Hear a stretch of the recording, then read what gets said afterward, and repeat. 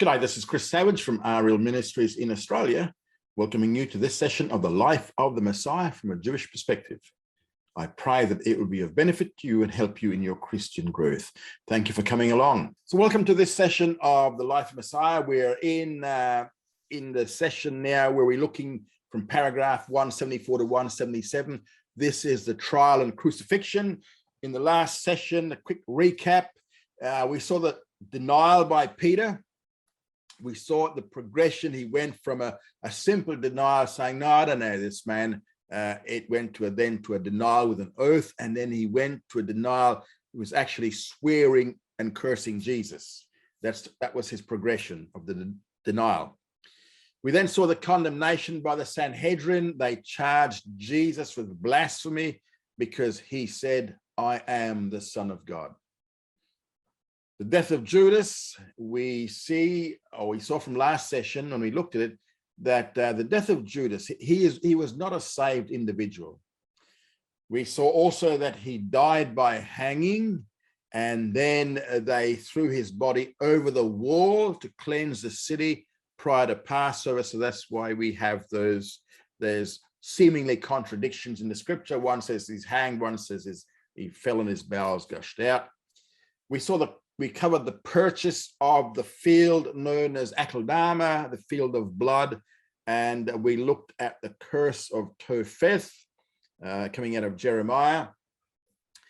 Now we are into the civil trial. We saw first before Pilate, and then it had to be a public, because Roman trials have to be public, and so the accuser had to bring a charge against Jesus.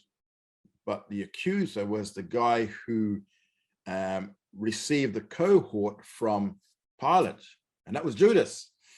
Judas is dead. No accuser. Under Roman law, there can be no condemnation. There can be no sentencing.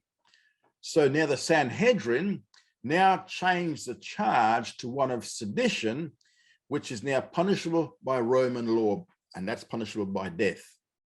So Pilate now examined Jesus, and he finds no charge against him, and Pilate declares him to be innocent.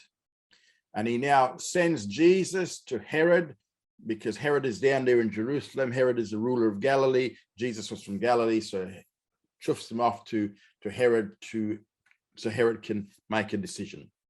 So his second trial was before Herod, and here again, Herod finds no charge against him, and he declares Jesus to be innocent.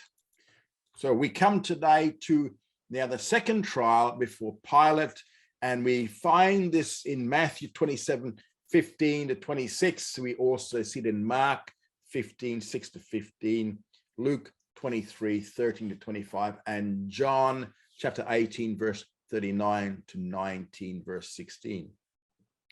Now, this is the last stage of the civil trial, and we're going to see several attempts by Pilate to have Jesus released. The first attempt we see in Luke's account in Luke 23, verses 14 to 15, where Pilate presented Jesus before the people, and he's pointing out that Herod, the big boss, Herod Antipas, had not found any basis for conviction, and neither had he.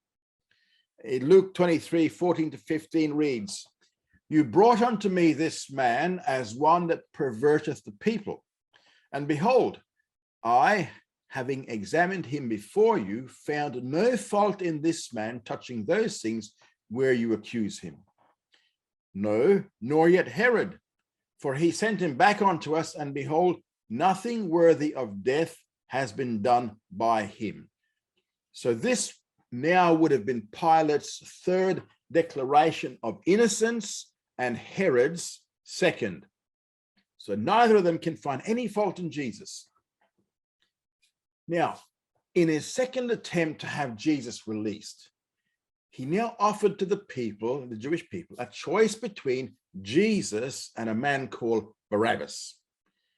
In John 18:39, Pilate is quoted as saying, But you have a custom that I should release unto you one at the Passover. Will you therefore that I release unto you the King of the Jews? Now, a custom had developed that during the Passover, the Roman authorities would release one Jewish prisoner as a goodwill gesture. Now, who Barabbas is comes out in Mark chapter 15, verse 7. There was one called Barabbas, lying bound with them that had made insurrection, men who in the insurrection had committed murder. So here we need to note, and here's a bit of irony here, Barabbas was guilty of the very crime which Jesus was being accused of in the civil trial, and that was sedition against Rome. And in Luke 23:19, he confirms that Barabbas led a rebellion or uprising and committed murder, for which he was now thrown into prison. The irony goes even further. The Gospels don't give his proper name, but we know from secular sources that the full name of Barabbas was Yeshua Bar Abbas, or Jesus Bar Abbas. And that name means Jesus, Son of the Father. So there was a man in prison who was guilty of the very crime that Jesus, the Messiah, was accused of. And his full name was Jesus, Son of the Father. So the one who had the name of Jesus, Son of the Father, the earthly Father, was guilty, while the true Jesus, who in reality was the Son of Father God, was not guilty. Now, Pilate tried to release Jesus because he perceived that for envy, the chief priests had delivered him up. And Mark 15:10 tells us that. Now, both men are brought forward, and just before that choice was brought before the people, Pilate gets a message from his wife. And this we find in Matthew 27, verse 19.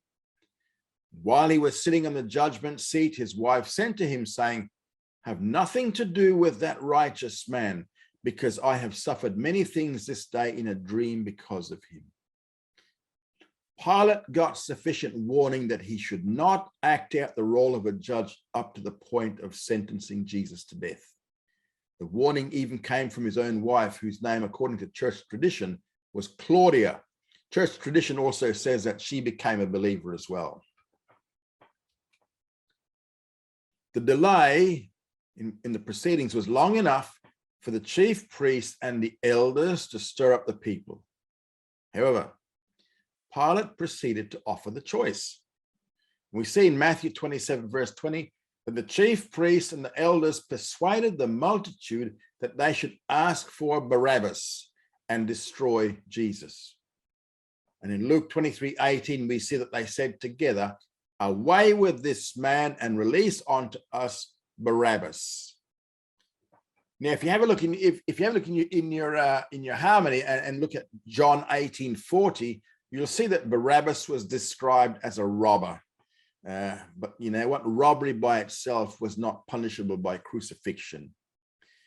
He had committed robbery as a rebel in his activities as a seditionist against Rome. Sedition was punishable by crucifixion.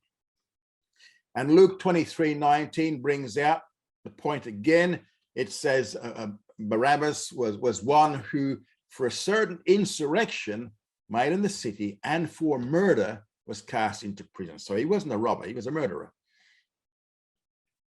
Now, when this attempt to have Jesus released failed, Pilate now made his third attempt to quieten the Jews by offering them a compromise.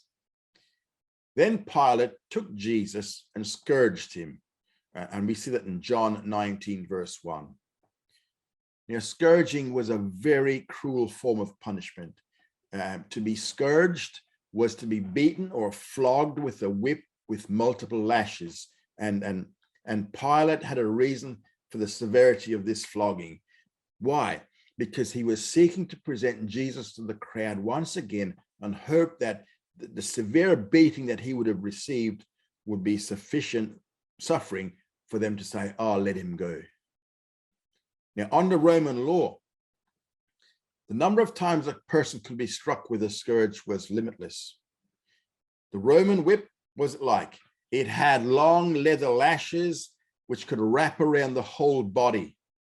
And at the end of each of these lashes, these leather lashes, was either a piece of metal, a nail, or a piece of glass, or sometimes a sharp lamb bone. And sometimes even small jagged iron balls were used. What was this? What was the purpose of this? Well, after a few applications of the scourge, the skin of the victim was torn away and the muscle was now exposed. And the entire body was affected. The front was affected, the back, the sides, the face. In fact, the face after a scourging would be so lacerated and it would become like pulp. So much so that family members no longer recognized the person. And many people had died because of scourging, never living to be crucified. The Jews had exact rules for this type of punishment. The actual stripes under the Jewish system were restricted to 40 save 1, because according to Mosaic law, nobody could be lashed more than 40 times. And we find that in Deuteronomy 25, verse 3. Deuteronomy 25:3. The Jewish scourge was made, it either had a leather or a wooden handle, and then you had short leather lashes. There was nothing attached to these leather lashes. So the victim was only ever lashed on the back.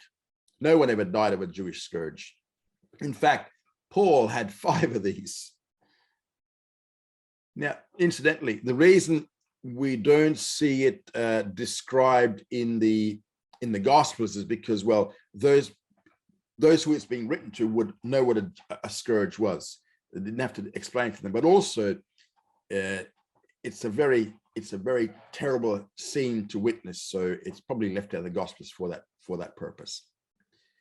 Now, in regards to Jesus, this is now in fulfillment of Isaiah 52, verses 13 to 15, which reads, "Behold, my servant shall deal prudently. He shall be exalted and extolled and be very high. As many were astounded at thee, his visage was so marred more than any man, and his form more than the sons of men. So shall he sprinkle many nations. The kings shall shut their mouths at him, for that which had not been told them shall they see, and that which they had not heard shall they consider." So it's a fulfillment of Isaiah 52:14, where they were astonished. He was so marred by this scourging. Now we have the third mockery. The accusation was here was that he claimed to be a king. So we read in John 19, verses 2 to 3, it said, "The soldiers plaited a crown of thorns and put it on his head and arrayed him in a purple garment. And they came unto him and said, 'Hail, King of the Jews!' And they struck him with their hands." So here they're mocking Jesus. Now, simply placing this crown on Jesus' head after his scourging would cause pain, but they kept striking him. If they struck him on the head where the crown rested, the thorns would cut deeper and more painfully. Now, there's a symbolism here we shouldn't miss, because according to Genesis 3, verses 17 to 19, thorns are a symbol of the curse on Adam and his descendants. So the picture of Jesus bearing the crown of thorns becomes a symbolic picture of his bearing the curse for sin. The soldiers, they struck him with their hands, and this was the 4th mistreatment Jesus was to suffer on this feast day. In John 19, verse 4, we read, "Behold, I bring him out to you that you may know that I find no crime in him." So Pilate's 4th declaration of innocence, but this attempt to have Jesus released, Pilate's 3rd, also fails. The response of the multitude was to demand crucifixion, and we read, "Jesus therefore came out wearing the crown of thorns and the purple garment, and Pilate said to them, Behold the man. When therefore the chief priests and the officers saw him, they cried out, saying, Crucify him, crucify him."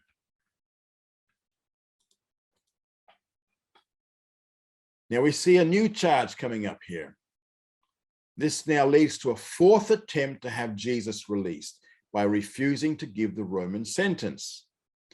We see in John 19, verse 6, Pilate said unto them, "Take him yourselves and crucify him, for I find no crime in him."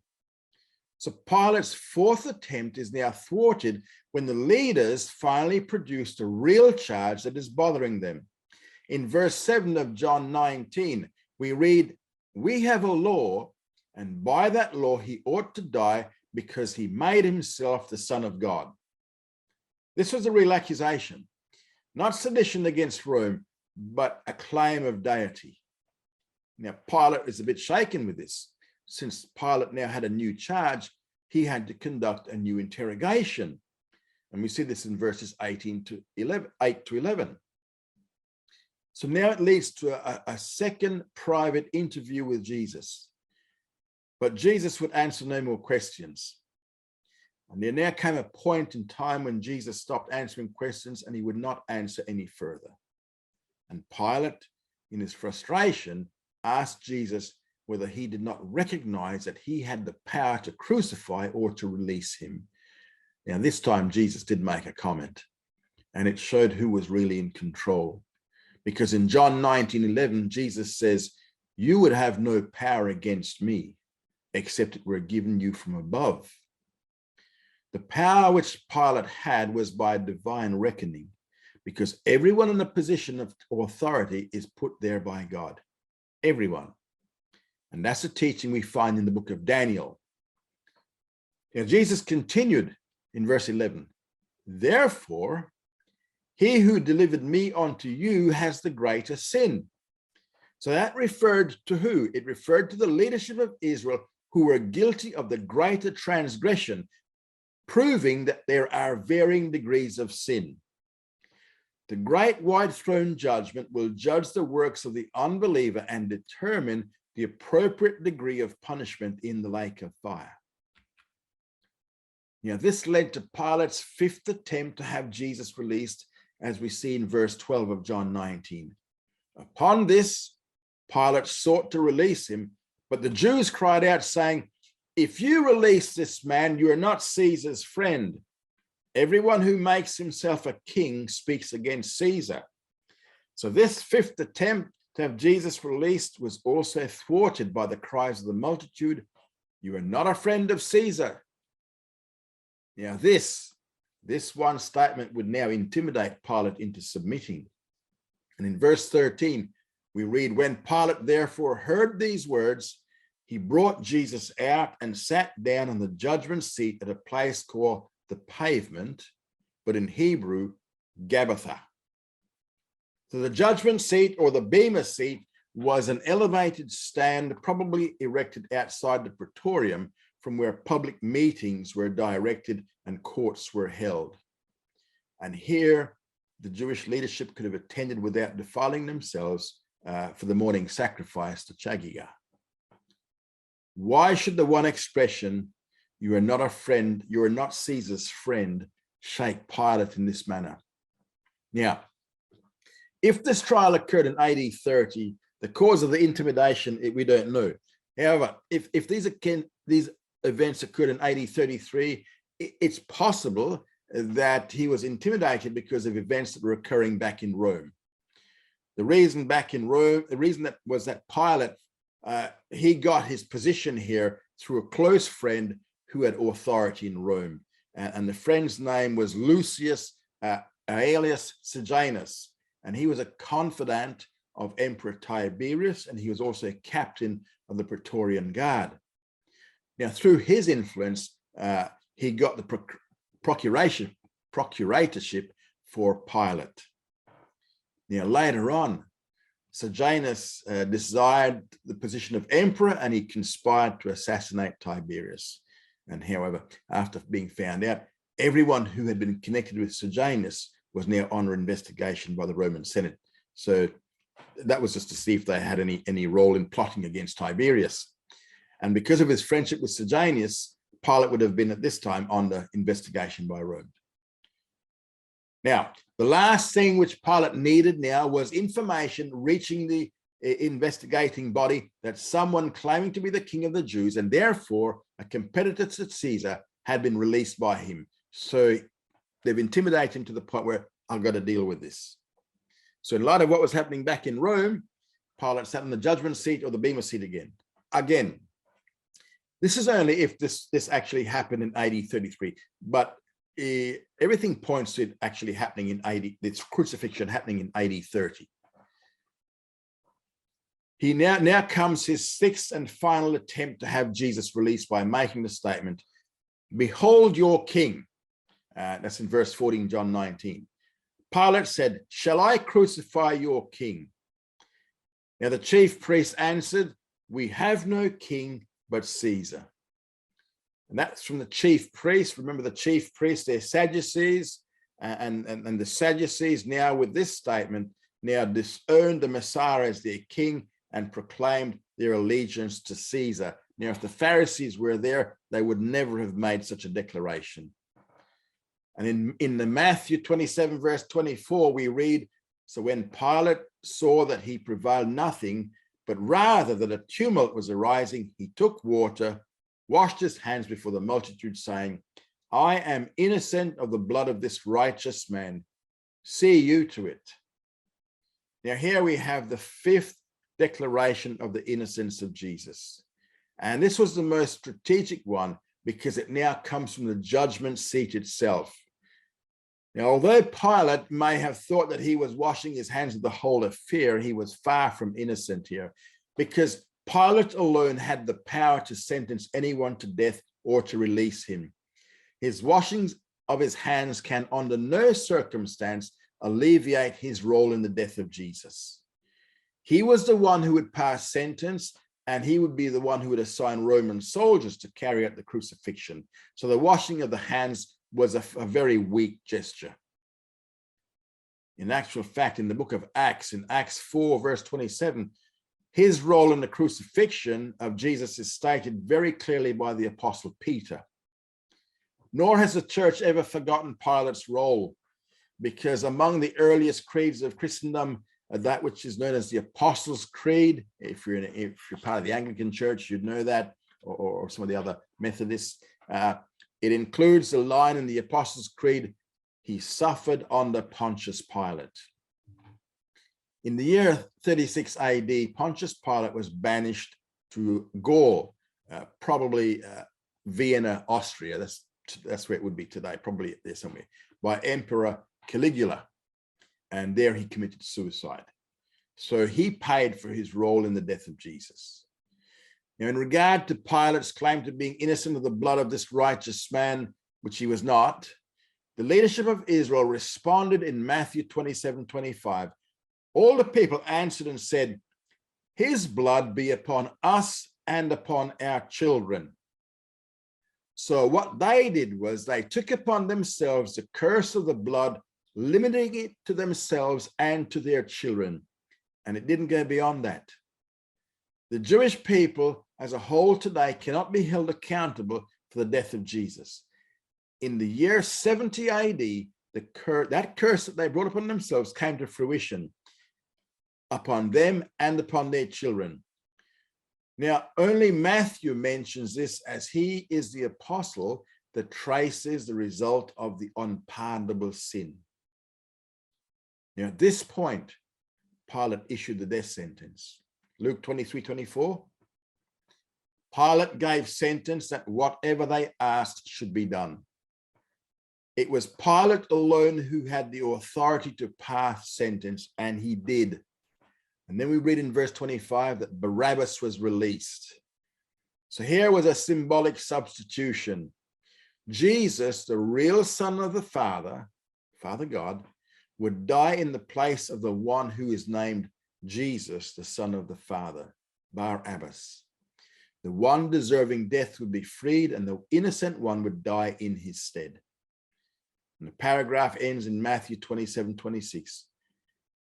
Jesus he scourged and delivered to be crucified. Now we see, we're still in the civil trial, we see his mockery.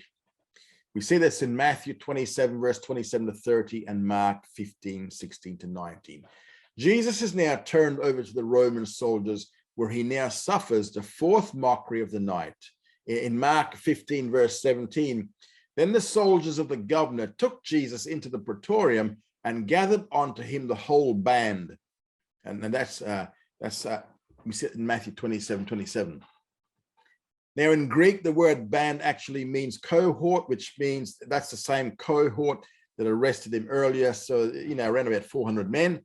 And after stripping him of his clothes, they put on him a scarlet robe. That's verse 28 of Matthew 27. And here they are mocking his royalty. Instead of a crown of gold, they placed a crown of thorns on his head and a reed in his right hand. There in the Matthew 27 account. What's that doing? That's mimicking a royal scepter. After spitting on him, verse 30, they took the reed out of his hand and they used it to strike him on the head. And we see it in Mark 15:19. Now, this was the fifth mistreatment Jesus suffered on that night. Now we come to the death of the king. We see this in paragraphs 176 to 181. We now see the procession to Calvary, and we find this in Matthew 27:31 to 34, Mark 15:20 to 23, Luke 23:26 to 33, and John 19, verse 17. Now, the best way to chronologically trace the sequence of events of Jesus' crucifixion is to number them stage by stage. So from the time he began his procession to Calvary until the tomb was sealed, there are 32 distinct stages. And the progression to Calvary has 5 stages. Stage 1, this is where Jesus bears the cross. Standard Roman procedure for the condemned was to carry his own cross to the site of his crucifixion. Normally, they were forced to carry only the cross beam, because their outstretched arms were tied to it. And John here describes that he went out. This is John 19:17. It says he went out bearing the cross for himself. However, remember, he was terribly scourged, and the scourging had left him tremendously weak, so that he couldn't carry the cross very far. In stage 2, we see Simon of Cyrene now helps to carry the cross. Simon of Cyrene is taken and he's compelled to assist Jesus with the weight of the cross. And this we find in Mark 15, verse 21. And they compel one passing by, Simon of Cyrene, coming from the country, the father of Alexander and Rufus, to go with them that he might bear his cross. Now, Simon was a Jew from North Africa who came to Jerusalem to observe the Passover. And on the first day of Passover, when the special Passover sacrifice was offered, many Jews came into the city to observe this special sacrifice. So coming in from the countryside into the city, he found himself compelled to bear a cross for a condemned man. Matthew and Luke report this, but Mark points out that he was the father of Alexander and Rufus, so his family was known. Mark, remember, wrote his gospel for Romans, and in Paul's epistle to the Romans, in Romans 16, verse 31, Romans 16:31, Rufus is mentioned. He was then a believer in Rome, and the other Roman believers would have known him. This could have been Simon's son. And so this incident therefore led to the conversion of Simon, his 2 sons, Alexander and Rufus, and his wife, who is mentioned in Romans 16:13 by Paul as the mother of Rufus. So they're well known down in Rome. That's later on. The condemned often yelled, screamed, and hurled obscenities or curses at their executioners. And sometimes the swearing were so bad that soldiers actually cut out the victims' tongues to silence them. Jesus did not yell, he did not scream, he did not curse. Instead, what did he do? He prayed for his executioners. As Simon observed this scene, he might have concluded that Jesus was indeed who he professed to be, leading to his salvation and the salvation of the rest of his family. Here we have the lament over Jerusalem, the third stage. And this we find in Luke 27:27-31. There followed him a great multitude of the people and of the women who bewailed and lamented him. But Jesus, turning unto them, said, Daughters of Jerusalem, weep not for me, but for yourselves and for your children. For behold, the days are coming in which they shall say, Blessed are the barren and the wombs that never bore, and the breasts that never gave suck. Then they shall begin saying to the mountains, Fall on us, and to the hills cover us. For if they do these things in the green tree, what shall be done in the dry?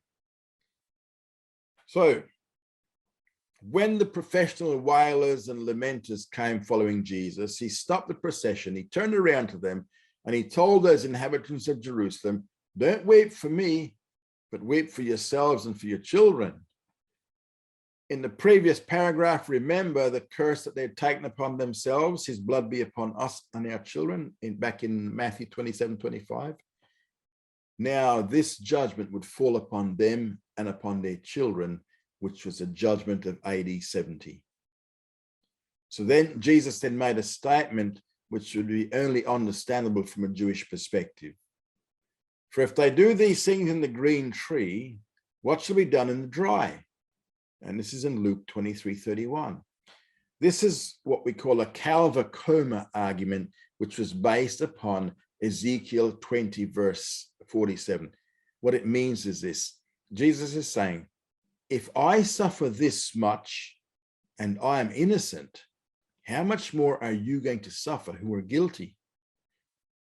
Green wood is difficult to set alight. It's difficult to kindle, while the dry wood is easy to burn. If the life of this pious Jesus ends with a tragedy, what will happen to sinful Jerusalem? It's going to be a lot worse.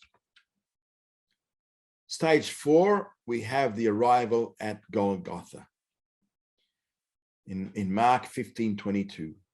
And they bring him onto the place Golgotha, which is being interpreted the place of a skull.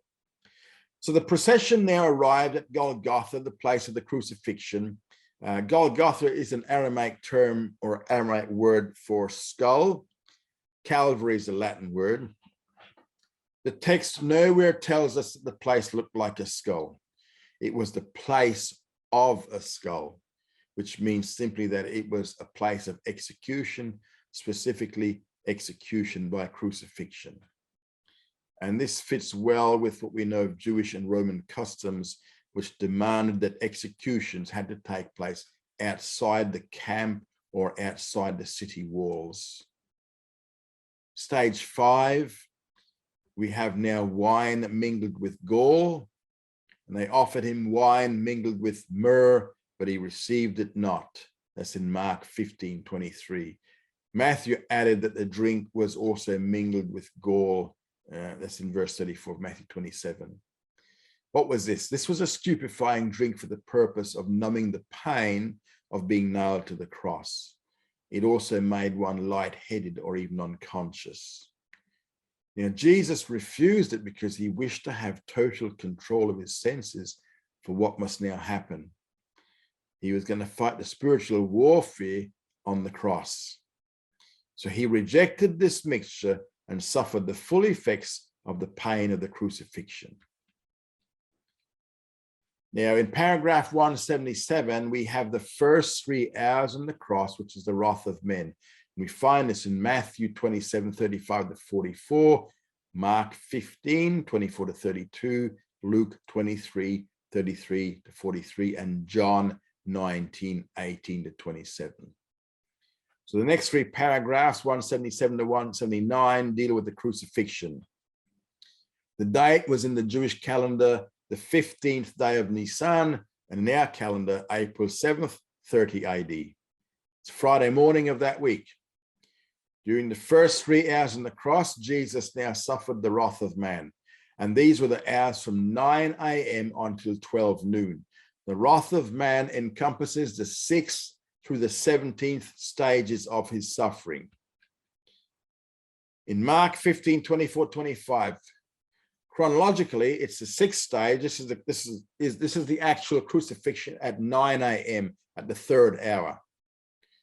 This is happening concurrently with the sacrifice of the Passover lamb, which we call the Chagigar, and this is on the Temple Mount. The chief priests are doing that sacrifice, which they'll then partake of together. Here on another mount, Golgotha in Aramaic, Calvary in Latin, Jesus, the Lamb of God, is now being sacrificed. Crucifixion was the harshest form of capital punishment in the ancient world. In Greece and Rome, it was initially only used to execute slaves. But the Roman Empire started to kill its own citizens this way in order to instill fear in them, especially in those who were scheming sedition. Now we have the crucifixion. This we find in Mark 15:24. It simply says, and they crucify him. Now there were 4 types of Roman crosses. The Romans used 4 different types. The first type was simply a pole, and it was similar to a telephone pole, if you remember what a telephone pole looks like, but it wasn't as smooth as a telephone pole. And this cross was called the crux simplex. It's a simple cross. The hands of the victim were crisscrossed and nailed to the pole above his head. Second type was the crux de cassata, and that's resembling the Roman numeral 10, so it's an X, or de cassis, from which it derived its name. Now, according to church tradition, Peter was crucified upside down on this type of cross. So we have the pole type, which is generally not used outside of Italy. That's the first one, that's the straight pole. Then the cross type, the X, generally not used outside of Italy as well. And then the third type, called the crux commissa, meaning a connected cross. It was shaped like the Greek letter tau, or our uppercase T. And it was commonly referred to as a tau cross, a tau cross. And the fourth type was called the crux emissa, meaning an inserted cross. This is a type of cross traditionally seen in depictions of the crucifixion, and it resembles a lowercase t. So capital T, the sign would be placed under the person. That's the capital T. That's the third type of cross. The small type T, sign was placed over the head of the person. Now, the first and second type of crosses we see only generally used in Italy. However, as there are known exceptions to the rule, these crosses cannot be completely ruled out. If the only other options were the third and fourth type of crosses, then the most likely choice is the fourth one. Because remember, during the crucifixion procedure, a piece of parchment or wood known as a titulus, which displayed the reason the person was being executed, would be nailed somewhere on the cross. Now, on the tau cross, which was the small t cross, which was the capital T cross, it was placed underneath the feet. And on the lower T cross, it was placed above the head. Now, Matthew clearly said that the sign displaying Jesus's name and crime was placed over his head. So if the only choice is between the third and fourth types, then it was clearly the crux emissa, which is the lowercase t. The placards were placed over the head. They were also placed over the head on the pole type as well. So one would have to know whether Jesus's hands were crisscrossed over each other or stretched out, something the Gospels don't report. But the last one is most notable as the type of cross used, because Pilate put over Jesus's head in 3 languages, Greek, Latin, and Hebrew, that this is Jesus, the King of the Jews. So it was more than likely the lowercase t cross. The cross was then laid on the ground, and the victim was nailed there on the ground. Jesus was nailed through the palms, but not through the palms there, but through the wrists there. If he'd been nailed through there, it would have pulled, the palms wouldn't have been able to hold him to the cross. The small bones in the hand would not have supported the weight of a full-grown man. The type of cross used was a T. Then there would have been 3 nails used, 1 for each wrist and 1 for the feet. The feet would have been overlapped with the nail coming through the heels. Then you'd have a small platform or a ledge would have been fixed below the feet. And after the nailing, the cross would have been then raised up, it would have been dropped into a hole prepared to receive it. Now, because of the way the body would be jarred upon dropping into the hole, the bones of the body would be pulled out of joint. And this would fulfill the prophecy of Psalm 22, verse 14. I am poured out like water, and all my bones are out of joint. That's how they came out of joint. The time it would take for a victim to die would be anywhere from hours to days. They would be given liquids to drink, but they would not be given any food. Now, under biblical and Jewish law, there was a special curse for those who were executed and then hung on a tree, which is what this cross is. And once death occurred, the body had to be removed from the tree and buried by sundown. And that is in the Mosaic law in Deuteronomy 21, verses 22 to 23. Deuteronomy 21, 22 to 23. Now we have the seventh stage. We have the first words from the cross. Jesus is going to speak 7 times from the cross. And these are his first words. Father, forgive them, for they know not what they do. This is in Luke 23, verse 34. Jesus prayed for the forgiveness of those involved in his crucifixion, but the prayer for forgiveness was limited to those who did it in ignorance. It would exclude Pilate, Judas, Annas, Caiaphas, among others, but it did include the Romans and many other Jewish leaders. The factor for those who were still in ignorance is brought out again in Acts 3:17 by Peter and later on by Paul in 1 Corinthians 2:8. At the same time as the crucifixion on the Temple Mount complex, the Passover or Paschal lamb was now sacrificed by the high priest and the chief priests. 8th stage is the parting of the garments. This is in John account, in John 23:24. The soldiers, therefore, when they had crucified Jesus, took his garments and made 4 parts, to every soldier a part, and also the coat. Now, the coat was without seam, woven from the top throughout. They said, therefore, one to another, let us not rend it, but cast lots for it, whose it shall be, that the scriptures might be fulfilled, which say, they parted my garments among them, and upon my vesture they cast lots. These things the soldiers did.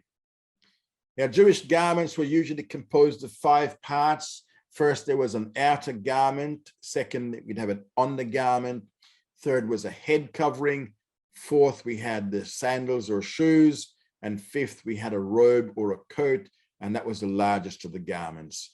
Now, there are always 4 soldiers detailed to carry out a crucifixion, and there were 5 garments. And so one took the outer garment, the next one took the undergarment, the next was the head covering, and fourthly, the sandals or shoes.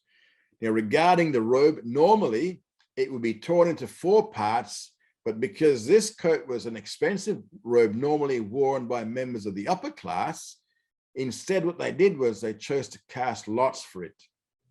And little would they know that by doing that, they would be fulfilling a prophecy of David in Psalm 22, verse 18.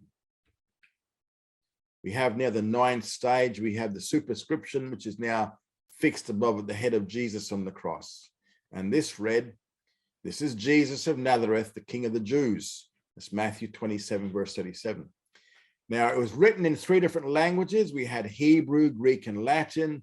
And in normal circumstances, what was fastened on the wood above the head of the crucified one was a description of the crime for which he was being executed. And by Pilate's wording of it, it did not sound like an accusation. It was rather a title. And the Jewish leaders recognized this, and they asked Pilate to change the wording, but he refused. And the chief priest wanted Pilate to change it to read, write not the King of the Jews, but that he said, I am King of the Jews. And we find it in John 19:21. This was Pilate's personal revenge upon the Jewish leaders and the chief priests, the Sadducean members of the Sanhedrin. Why? Because they forced his hand on the issue and making him to do something which he did not want to do. So he's doing this to spite them. And interestingly, the judge who found no guilt in Jesus and cynically stated what is truth actually sets forth the truth above Jesus here. He is the King of the Jews. 10th thing we see is the crucifixion of the other two. We find this in Matthew 27:38. Then are there crucified with him two robbers, one on the right hand, one on the left. Now, the Greek would have been better translated rebels instead of robbers, because robbery was not punishable by crucifixion. And this is in fulfillment of Isaiah 53:12. In fact, the Jewish historian Josephus referred to insurgents by the term robbers. So it's safe to assume that the two men probably participated in rebellion against Rome under Barabbas. Fifth mockery, we now see stage 11. This was done by those passing by. We find in Mark 15:29-30. And they that passed by railed on him, wagging their heads and saying, "Ha, thou that destroyest the temple and buildest it in 3 days, save thyself and come down from the cross." You can check that out also in Psalm 22:7-8. Psalm 22:7-8. Now, the site of the crucifixion is by a gate through which people are going into Jerusalem to celebrate Passover. And they knew the original accusation against him was disrespect for the temple, and they mocked him for it. We now see stage 12, the Sixth Mockery. This was cried out by the leaders of Israel. We see this in Mark 15:31-32. In like manner also, the chief priests, mocking him among themselves with the scribes, said, "He saved others, himself he cannot save." So that means that both the Sadducees, which were the chief priests, and the Pharisees, the scribes, mocked him while he was on the cross. 13th mockery. This mockery was now carried on by the Roman soldiers, those whom Jesus has just prayed forgiveness for. We find it in Luke 23:36-37. The soldiers also mocked him, coming to him, offering him vinegar and saying, "If you are the King of the Jews, save yourself." So both Jews and Gentiles were guilty of scoffing at Jesus while he was on the cross. The vinegar the soldiers offered Jesus at this point was a cheap wine. It was used mainly drunk by the poor. It was a sour or a dry wine opposed to a sweet one. It was more vinegar than wine. And that is where we will leave it for this session. Thank you for coming along. Study hard and grow strong.